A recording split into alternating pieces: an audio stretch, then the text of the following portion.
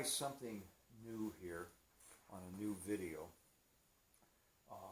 I got my old Costco, made in Taiwan, probably by Giant, mountain bike here.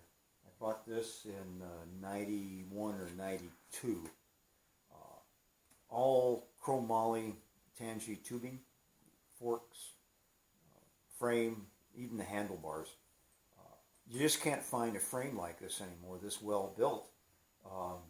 So I've been upgrading it. I've got all new handlebars and a new stem, and I'm going to get some new tires. But the big thing I'm going to do, I'm going to unlace this rear rim, and I ordered a New Vinci 380, C380, not C380, just a New Vinci N380 rear hub, the constant velocity hub. To get rid of the old 6-gear cassette that I had, that long in the tooth, and I broke it last summer, but I was able to weld the B-screw bracket back on.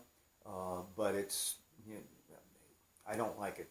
It's just, I need a little bit more power range, and so I'm going to relace in a new hub in the back. And I was going to get ready to buy a Reese & Mueller multi-charger mixed, but I saved myself $6,835 by just going to go ahead and do this. I don't need the electric bike yet, maybe when I get older. But right now I'm going to unlace all these spokes. But first I've got to undo, one turn, go around and around and around until they're all loose, so I don't put any stress on the rim and deform it. So we'll come back later when I get all that done. Just start at the spoke hole and just go spoke by spoke by spoke, and around and around and around. One of the things I wanted to do was, it had these standoffs for the cables, and then one end was open where you can get the tubing in, and the other end was closed off, rounded over so you couldn't, the tube wouldn't go through. So on the bottom here, I took my Dremel and cut off up and down and then sideways. So now I can get the tubing in. I wish I'd known that when I did this, when I used a file on that, and that was a lot of work. But now I can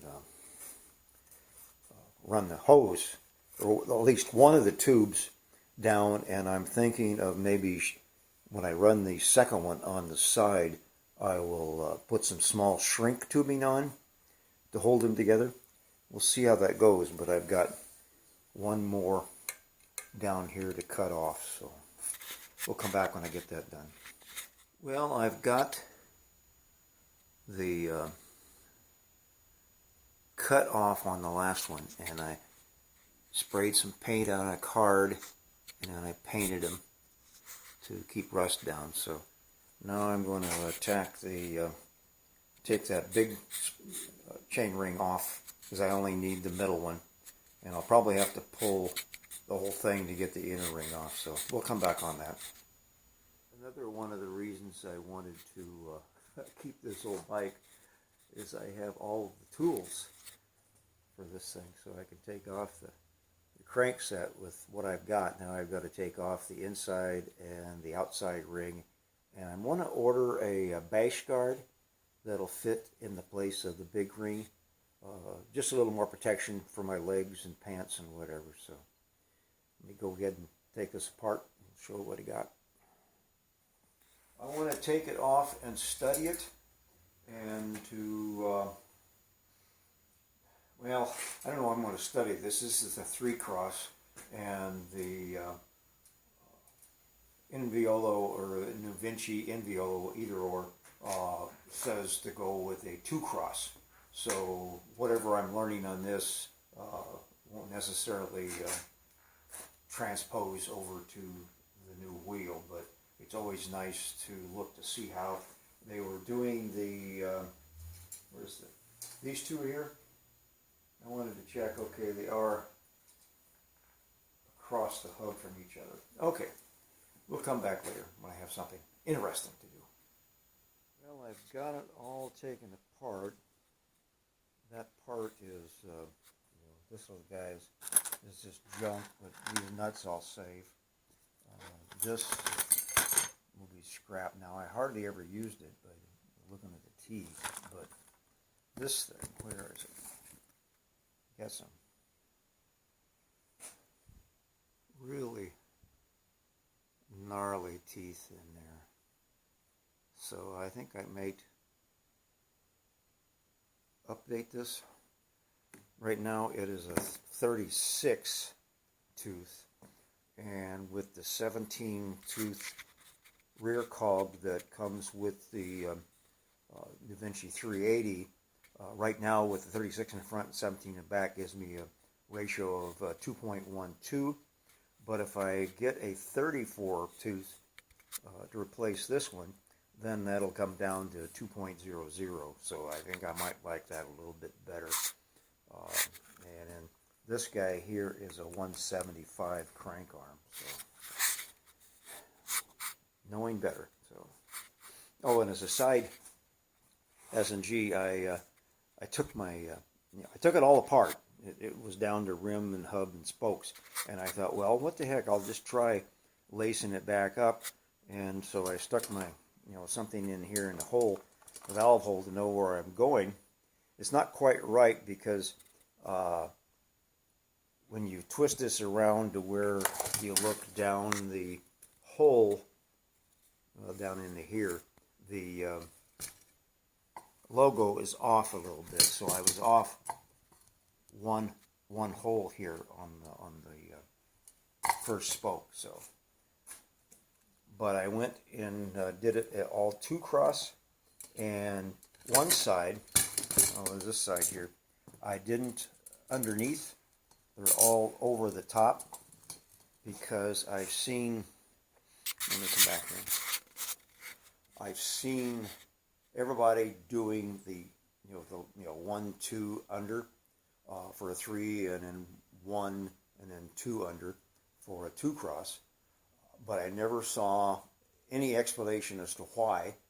And then I was watching a YouTube video last night. Some English guy was saying they cross them underneath so that if the rim deflects, the spokes don't bow out and run into the chain. But I don't know if that would be true if you have the right tension. I watched a YouTube video put out by Park with the two guys from Park doing tools, and they discussed that there was no rhyme or reason for having to switch to that other spoke underneath, other than when you cross them, when you hit a stick, it doesn't make a ting.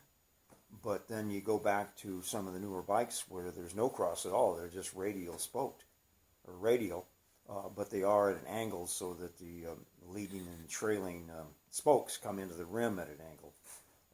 But that's neither here nor there. So, well, carry on. Well, I've got the old wheel completely taken apart, and the bad spokes where the chain jumped over the cog and ruined them. So I think I'm going to practice two cross. I've got enough old spokes to practice until the new hub comes in. So later.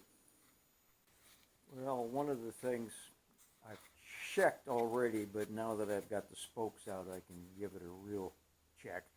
I measured these from I screwed them on and measured them from the J hook to the bottom of the curvature, the bell where it ends on the shaft. I measured there on both of them. They're both 270, and then I clamped them in the middle, and I've got 8. So I've got 548 millimeters effective rim distance. Effective rim diameter. So now I can go use the Inviolo spoke calculator, which I downloaded, and I already put it in, so I know I need 236 millimeter spokes, and I need 34 of them, and nipples. I'll probably get 40 just for extras. So here we go. I think I'm losing my battery. Well, I thought since I had the one side off over here on the gear side, I would hear that? Oh, it's stiff. When the cranks are on, it felt so smooth. So if you got a time, just take the whole damn thing apart and rebuild it. I know I've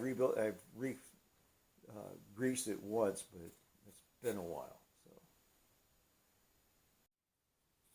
well, my goodie box came in today, so I got my new chain ring. Got a half link in case, and hopefully I'll be able to use that and not have to worry about a tensioner. Some new Aragon grips, my Inviolo cable guide gauge,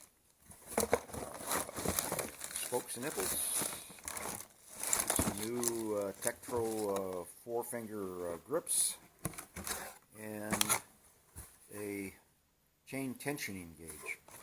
It's a Super B. It's not a part, but it's made in Taiwan, and I'm saying I'm going to imagine that it's as good or not better than the part. So first, oh yeah, and the other thing I got was pedals for the old Univega, which I need to put on if we start over again.